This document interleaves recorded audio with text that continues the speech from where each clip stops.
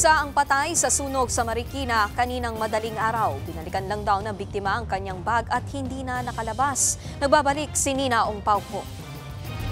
Nilamon ng naglalagablab na apoy ang residential area na ito sa Barangay Tanyong sa Marikina City. Sumiklab ang sunog pasado 2:00 kaninang madaling araw.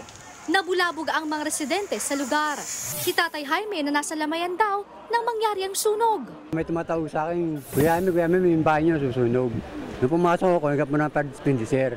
Nung inakat ko, sa may kwarto ng pagitan ng kwarto kong pangking ko sa may kasami, yun ang gapol na po eh. Ang bilis ang pagkakaano kasi mga light material, mga kahoy na mga sinuunan eh.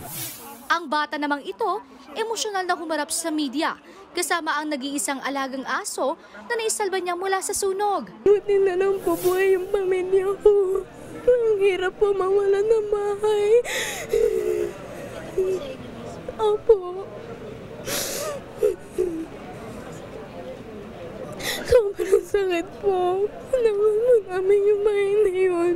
Nagdadasal na ako kanina na sana tumigil na yung apoy. Tumagal ng halos 1 oras bago tuluyang naapula ang apoy. Ayon sa Marikina City Bureau of Fire Protection, nahirapan silang pasukin ang lugar dahil sa sobrang sikip na mga eskinita. Dumating dito, mataas na yung apoy.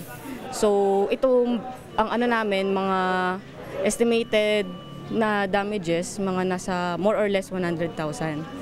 So initial na interview, merong more or less meron tayong 6 na kabayan na tupok. Sa inisyal na investigasyon, aabot sa 6 na bahay ang natupok. Hindi bababa sa 8 pamilya ang apektado. Isang babaeng residente naman ang nagtamo ng first-degree burn, habang isang 50 anyos na lalaki ang patay. Labis ang paghihinagpis ng naiwang asawa ng biktima. Ayon sa kanya, binalikan lang daw ng kanyang asawa ang bag nito at hindi na nakalabas. Si Alan, binalot niya yung baby, yung bagong panganak, anak ng anak ko. Tapos sabi niya, labas na kayo. Tapos nasa labas na siya. Kunin ko lang yung bag ko, sabi niya. Sabi ko, wag na. Na-suffocate siya. Hindi naman siya nasunog, na-suffocate. Kaya, yun, may isang namatay tayong nakuha. Maging ang nakaburol sa lugar ay agad inilikas ng mga residente. Binuhat po, papunta po rito yung bangkay po namin. Papunta po dito sa multipurpose po. Ano po, nagtulong-tulong po kayo? Nagtulong-tulong naman po. Marami pong tumulong ng mga tao. Patuloy ang investigasyon sa pinagmula ng sunog.